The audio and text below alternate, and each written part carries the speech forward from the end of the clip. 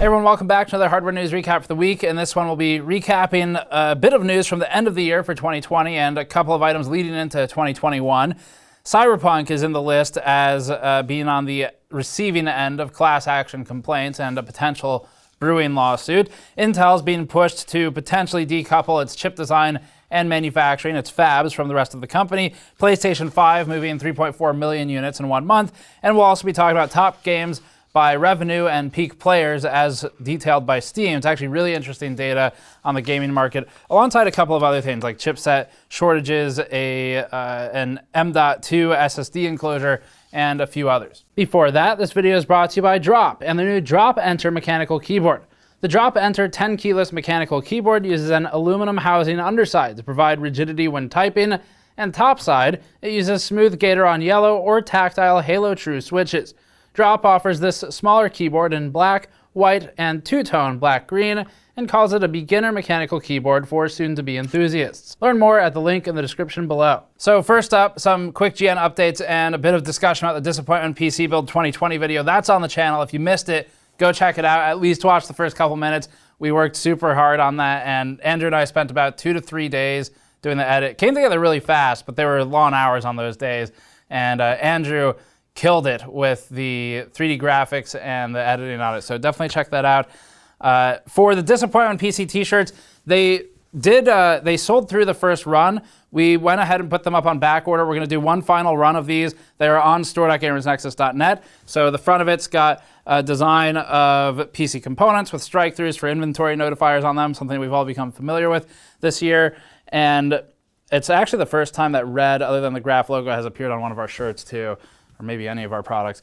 And then the back of the shirt has Disappointment PC tour dates. So we do this every year for the last 2 or 3 years now for the shirts, where we have various events and launches throughout the year that we thought were notable as being in some way a disappointment or a letdown. We put those on there, and you can kind of follow along if you want a memorial or like a shirt in commemoration of 2020, so you can wear a constant reminder of your disappointment, as I said in the video. But the couple of items on here we skipped in the video, in the A-roll section, the section after the intro, just because the video was already hitting 30 minutes and we had to make some cuts. So some of them, like I cut a whole section on the Red Dragon thermals. If you don't remember, that was the power color card that smelled like fire when we tested it. You can probably just search the channel for smelling like fire as a feature. I think that's what we titled the video. But that was about the Red Dragon, where the Silent V BIOS was running the fan so low, it was at 106 degrees junction temperature, dropping to 1,000 megahertz, which is absolutely terrible on a 5600 XT. So that was dropped. The PlayStation 5 memory thermals, we dropped that one, since ultimately the decision was basically, well, it's Disappointment PC. So let's focus on as many of the PC topics as we can. But that's on the channel too, of course, as with all these other ones. So a couple things we skipped for time, but you get the full history there, and it's on store.gamersnexus.net. If you already ordered one, and it was before it said back order, your order will be shipping in the next 7 to 10 days or so. Our shipping guy is completely overrun right now with all the mod mats, which just came in, by the way, the mouse mats, which are coming in and shipping, and these gold foil shirts have just been, I think all of them have gone out, or most of them have gone out. You should have gotten your shipping notification, or you will in the next few days if you haven't. But anyway, he's been overwhelmed. So these will be going out in the next 7 to 10 days or so if you already ordered it. And if you back order it, it'll be end of January that we're receiving that run. That will be the final run. We will not order more of them. Not necessarily because it's supposed to be limited, but because it says 2020, so it's got a lifetime to it. So that's the plan with the shirts. If you missed out on it, you've got a chance to grab it. They sold through crazy fast. We did significantly higher order volume than last year, and it still sold out in 10 hours, which is insane. So thank you for the support, because the dedicating several days, like 20-hour days on my end, to just the intro is obviously a big time expense for us, but Andrew and I really love working on those, and it's creative and fun and different for the channel, so we appreciate your support in doing that. So some quick other store updates for those of you who have stuff on back order, and then I'm going to give some behind the scenes on the PC build, the Disappointment PC 2020, and some Easter eggs. But the updates are the mod mats are now in stock and shipping. So if you have a back order, that will also be going out within the next 2 weeks or so. They're at the facility. It's just a matter of processing all the orders. And if you order a mod mat the large size ones, it will be added to that queue. So they're in stock, they're shipping, and now's your chance to grab a mod mat. Those we struggle to keep in stock for more than a couple weeks normally, but we do have more this time than normally, just like we did with the shirts.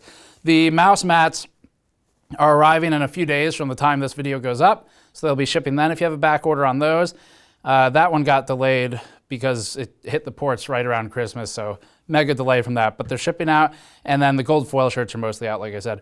Okay, so a couple of interesting things. The behind the scenes for the Disappointment PC, there's a shot where this is gonna have spoilers, but when I throw the bike away, we obviously didn't actually throw it away for anyone who's worried. I'll probably put it in the set background at some point when we can fit it. But when we throw the bike away, and Lucky the Dragon unearths himself and is watching me do so, later in the Disappointment intro, you can see when I look through the empty shelves in that one shot, and there's no GPUs there anymore, Lucky is obviously brought into focus, but if you look closely, he's sitting on the AMD bike. So we didn't show it too much in the video because of time for the editing, but that's what we did with Lucky. That was Andrew's contribution in the final hour, was to figure out how to strap in Lucky to the AMD bike and ride it into the storage room and take all the GPUs. There were a couple other Easter eggs in there too. I won't name them all so you can look for them. I think most of them were found. There might be one or two that people didn't spot yet. But the intro, that 3D graphic in the intro, if you didn't notice, it's actually a 3090 like shroud piece. So that's what those flying things were in the intro and in the mirror world that Andrew put together in Unreal Engine. And in addition to the other Easter eggs, one of the shots we cut that we took, but we didn't end up putting it in the final edit, was when I took those CPU trays out of the storage room. The idea for that shot was that it's only the good parts. So for Disappointment PC, if you haven't seen them before, we always start them with the best build, or the build that we think is the best for the money at the end of the year, and then some reason or another there's like a haunting and all those parts become unavailable, and then I'm forced to use bad parts. So that's always the storyline for it. If you've missed the previous ones, that's important to know to understand them completely. But when I pull the trays out, we're looking for AMD 5000 series parts or a good Intel part, and I put the trays down on the table and they just explode into paper CPUs, of course referencing the paper launch phrasing people have thrown around all year for every launch, and including the t-shirts, but we do have them on back order. And there were a lot of them, to be fair, just like a lot of the other parts, just didn't meet demand. So that was a reference to paper launch, except the thing we didn't show was that every single AMD CPU that was paper we had replaced with the 3800 XT, which was our #1 choice for disappointing CPU of 2020. And that's because the 3800 XT, I mean, it was not valuable in any sense. It had fewer cores than the same price 3900X, and cores aren't everything, but the same architecture, the clocks aren't that different, the single-threaded performance wasn't really that different. There was basically nothing to be gained from a 3800 XT, and it was the same price as the 3900X, and it was replacing a part that already shouldn't have existed at the price it did when it launched, which was the 3800X. Later it comes down in price, becomes a bit more tenable, but until that point, it didn't make sense. So the 38 XT especially didn't make sense. So that was our choice for the Disappointment CPU of the year for the build. And then the 10400 was the other one. That was populating the Intel trays because we just didn't like how locked down the 104 was and how the motherboards it's partnered with are locked down, the memory limitations, stuff like that. So that was our reasoning for those two CPUs. So that was the references to the disappointing parts. But then the main storyline was that there was nothing available, and that's where you get the paper PC.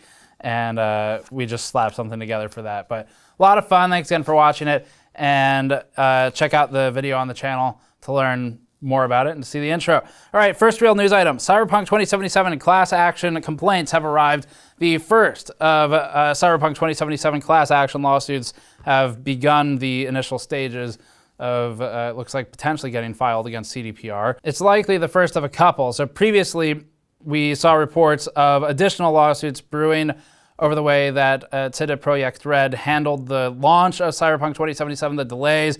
This one in particular is it's related to securities law, so it's being filed by Rosen Law Firm. It specializes in securities class action lawsuits and in shareholder litigation. It's filed a suit on behalf of U.S. investors at this time against CDPR. According to Rosen Law Firm, the basis of the class action is as follows. They said Cyberpunk 2077 was virtually unplayable on the current gen Xbox or PlayStation systems due to, quote, an enormous number of bugs. They said as a result, Sony would remove Cyberpunk 2077 from the PlayStation Store, and Sony, Microsoft, and CDPR would be forced to offer refunds for the game. Consequently, CDPR would suffer reputational harm. This one is a little bit of irony, since this certainly isn't helping, but anyway. As a result, they say, defendant's statements about its business operations and prospects were materially false and misleading and/or lacked a reasonable basis at all relevant times. When the true details entered the market, the lawsuit claims that investors suffered damages. CDPR has responded to this. It has since stated that it's received the notification of the pending lawsuit and it plans to, quote, vigorously defend itself. It said that Rosen Law Firm has not yet stated the damages sought for the allegations, and we'll follow this story as or if it develops further. But that's what we have right now. Next one, some discussion about Intel potentially decoupling its manufacturing and chip design businesses. So two distinct parts of Intel, manufacturing and fab presence around the world, but especially in the US, has been one of Intel's long-standing advantages in some ways, especially with timeliness to market. But obviously, as it has run into issues with manufacturing 10 nanometer and other newer nodes, Intel is potentially being weighed down by its almost, in a sense, refusal to work with third parties. Now, it does work with TSMC on components and other fabs, Samsung on some components, certainly in the past. But overall, Intel is trying to maintain hold of its own manufacturing, and that's potentially, as part of this report from Reuters, what is dragging it down. So activist hedge fund group Third Point LLC is warning Intel that it needs to consider some drastic changes to its business. The report via Reuters quotes Third Point LLC as saying, quote, without immediate change at Intel, we fear that America's access to leading-edge semiconductor supply will erode. Third Point suggests that this would, quote, force the U.S. to rely more heavily on geopolitically unstable East Asia to power everything from PCs to data centers to critical infrastructure and more. So that's from Third Point Chief Executive Daniel Loeb in an Intel letter. And obviously, again, we don't make political comments about these types of statements, but we're sharing with you what they're saying because it does relate to Intel's business and how Intel might conduct business in the future. So in the tech industry, very relevant discussion. Third Point LLC is based in New York. It has a stake that Reuters suggests is worth $1 billion, an Intel stake. And the letter of concern comes as Intel has long since lost its manufacturing edge and the leadership position definitely to TSMC and also to Samsung. It continues to lose client and data center market share as well, now to AMD. The letter also expresses concern that Intel is currently unable to compete with NVIDIA in the realm of high-performance compute and AI. NVIDIA, by the way, in theory will be challenged at some point by Intel's own graphics segment entrance, but it seems realistic to believe that Intel's first few attempts are probably not going to be its best attempts because it'll take some design iterations to advance. So that's the positioning of Third Point right now. The company goes on to urge Intel to, quote, explore strategic alternatives. One of those alternatives would be to spin off its fabs. And Third Point also advises that Intel divest itself from its massive acquisitions it's been doing over the past couple of years, some of which have been more questionable uses of money than others. Spinning off the fabs is something that the Intel higher-ups have long been opposed to, as Intel's manufacturing prowess has always been the crown jewel of the company. Intel started as more or less a manufacturing company as opposed to being a chip designer, if you look at the history of its founders. However, in recent years, as silicon continues to shrink and chips become more specialized, Intel hasn't been able to keep pace. The idea behind decoupling Intel's chip design and manufacturing process would be that it would allow Intel to focus on designing the best chips possible without worrying about manufacturing hurdles. Both parts of the company would be able to do better, this allegation states, if they worked independently of each other. The fabs could then go forth to pursue manufacturing for Intel and for other companies, and Intel could work with whomever is the best choice for manufacturing the chip it designs. In the current landscape, heavyweights like Apple, Google, and Amazon are all developing their own silicon designs, but they're not making them. These designs are then built by TSMC or Samsung, the latter of which is making NVIDIA's original RTX 30 series GPUs as well. This bypasses Intel altogether. This is also a point highlighted by Third Point, who says that Intel needs to address the shift in the market and capture that business. And this story really does seem like something where Intel is certainly still worth a lot. The DIY market is not the only market, and it's getting crushed in the DIY market right now, certainly. In the server market, it's starting to face challenge. In other markets, like partner markets, so semi-custom designs, selling product to partners, Apple is now working around Intel. So these are all points where it does sort of indicate a potential future where Intel's fabs may end up in a different business, but it depends on how it would be handled and what parts of the company would survive if that happened. So PlayStation 5 moves 3.4 million units in 1 month for this one. Actually, while we get into this one, I'll point out the Xbox on the table here is wired up with thermocouples, and we're going to hopefully test that soon too. If you've been waiting for the thermal test on the Xbox, we're going to be working on them. So anyway, Industry Profits Digitimes, based in Taiwan, have published a report suggesting that Sony's PlayStation 5 sold 3.4 million units in the first month of being available, and it's targeting 18 million units to be sold through 2021, Sony that is. So Sony publicly stated that this was its most successful console launch to date, and that was in terms of volumes, and that statement aligns with what Digitimes is reporting. For perspective, the PS4 sold 2.1 million units between November 15th, 2013 and December 3rd, 2013. For the same period, the PS5 outpaced the PS4, even in spite of the insatiable demand and the constant nature of being out of stock, like every other industry this year. XDA developers reported that Sony still hasn't launched the PlayStation 5 in India, which highlights that there's still plenty of room for a sales boom as the consoles roll out globally. As for Microsoft, we're still waiting on those numbers. Up next, Steam's Best of 2020 report focuses on the top games by revenue and peak player count in a few different categories. Some of the key takeaways are impressive or, in the least, are interesting as an indicator to how the games market has changed over the last 10 years.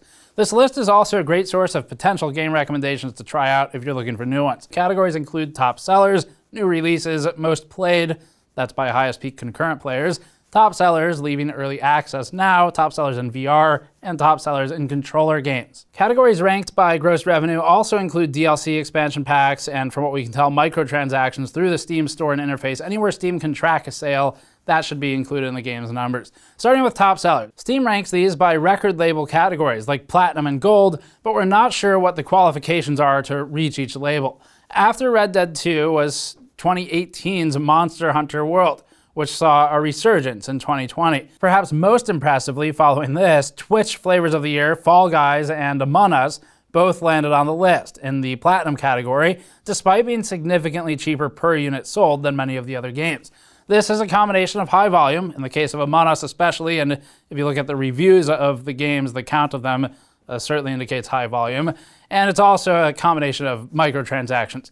GTA 5 also manages to hang on to this category despite being a 2015 game from 2013 before that on the consoles. Cyberpunk 2077 slots in at the end, but based on Red Dead 2's positioning and end of year 2019 launch, we'd expect Cyberpunk may be the top seller in 2020.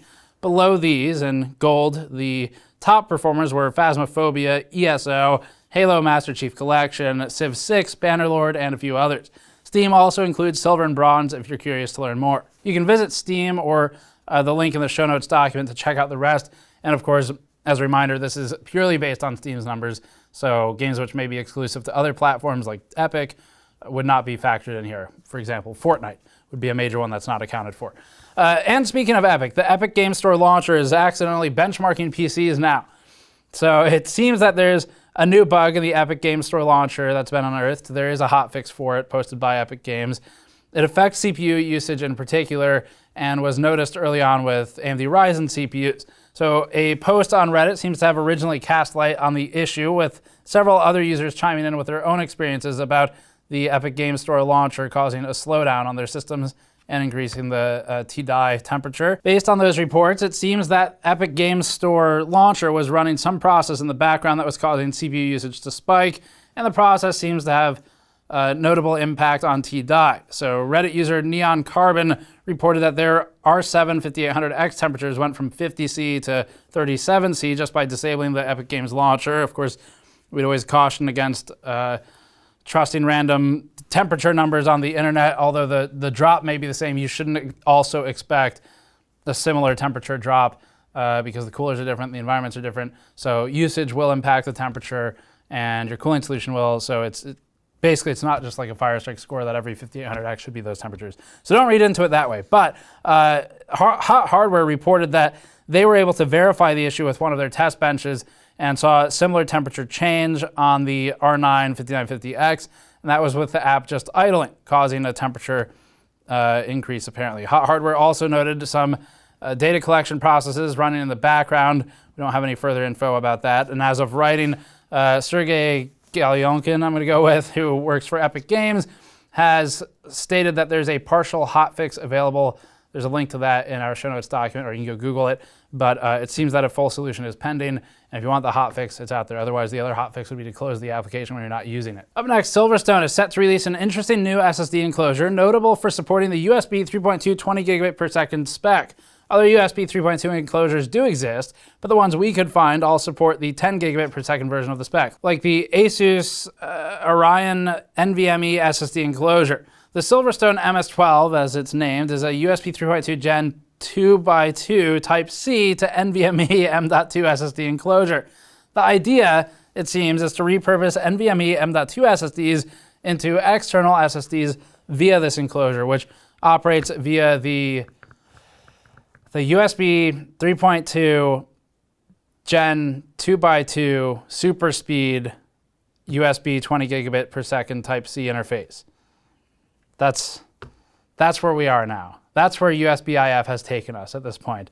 So whatever all of that means, the actual takeaway is that it's about a 2.4 gigabyte per second maximum theoretical bandwidth. The Silverstone MS12 uses the latest AS Media controller. It's an ASM 2364 bridge chipset, and it supports NVMe 1.3 or PCIe version Gen 3x4 for SSD support. It also uses an aluminum heatsink, has some thermal pads in it that are 2 watts per meter Kelvin, and pricing or availability yet to be determined. Intel Sapphire Rapids and HBM support. So we recently discussed that Intel's upcoming Sapphire Rapids SP parts may go to the MCM or chiplet route, as suggested by what appeared to be an early engineering sample spotted at Serve the Home in our previous news video. Now it seems that the future Xeons will support HBM, perhaps in an on-package configuration, and in a new architecture instruction set extensions and future features programming reference document, which is aimed at developers, there's a new section addressing certain high bandwidth memory errors. The document lists 2 check errors for HBM, 0220H, which says HBM command address parity error, and 0221H, HBM data parity error. Both of these relate to how the integrated memory controller on the CPU looks for data errors with HBM. Stacking HBM on a CPU die isn't new altogether. Fujitsu's A64FX inside the Fugaku supercomputer stacks 32 gigabytes of HBM2 on the package. However, it would be the first for Intel's Xeon line. And Sapphire Rapids is part of Intel's upcoming Eagle Stream server platform.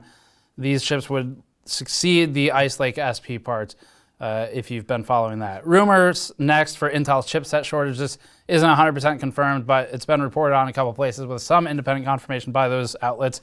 This particular rumor comes courtesy of My Drivers, which was then later picked up by Tom's Hardware, who said that they verified it with their own sources. As originally reported, there's an apparent shortage gripping Intel chipsets, with B460 and H410 particularly affected. The report claims that vendors such as Asus, MSI, and Gigabyte have received the last of B460 and H410 chipset shipments for the year, and that inventory levels for January aren't expected to increase. The report notes that price hikes are probably coming down to consumers for B460 and H410 based motherboards for the first quarter 21, and it seems for the time being that Z490 is seeing stronger inventory and shipment levels, although Z590 will follow it shortly. And while we're flagging this as a rumor, it's very likely credible. We're just not able to verify it at the time of publishing on our own. Finally, Lenovo, accidentally or not, announces the RTX 3050, 3050 Ti, and 3060, not to be confused with the Ti GPUs. This was in a recent specs listing for computers by Lenovo, where it has the configuration layouts for those systems, including these GPUs. It's for the Lenovo Legion R528 IMB05. They have Intel 10th gen CPUs and AMD or NVIDIA GPUs. The point of the post was, again, outlining configs, and the listing, which remains live at time of filming at least, notably indicates the RTX 3050, 3050 Ti, 3060, double confirming what Ada64's update log a few weeks ago stated. The spec sheet points towards a 4GB GDDR6 config for the 3050, 6GB of G6 for the 3050 Ti, and curiously, it says 12GB on the RTX 3060. We're not sure if that's a mistake or if NVIDIA is actually planning to launch with more memory on the 3060 than the 3070, but we'd assume it's a mistake. And as we said with the Ada64 story previously, the reason this is mostly interesting is because GTX is gone from these names. It's all RTX all the way down, assuming these are how NVIDIA is going to actually ship the parts. And that means that RT hardware and likely RT support for games to some level, whether or not it's reasonable is another story, but RT hardware should be down the stack. GTX might be gone because typically below the XX50 SKU, you run into GT components like a GT 710 or 1030 or whatever. They drop the X for those. So RT components all the way down, the most interesting takeaway from that would be potential for DLSS on the lower end parts. And that's probably what NVIDIA is going for at this point. That's it for this one. Thanks for watching. As always, you can pick up the Disappointment PC 2020 shirt on store.gamersnexus.net. They are available on back order. And then again, the mod mats, the mouse mats, and actually the bar runners with the 4-pack pint glasses. Those are all in stock or coming back in stock over the next few days. Thanks for watching. We'll see you all next time.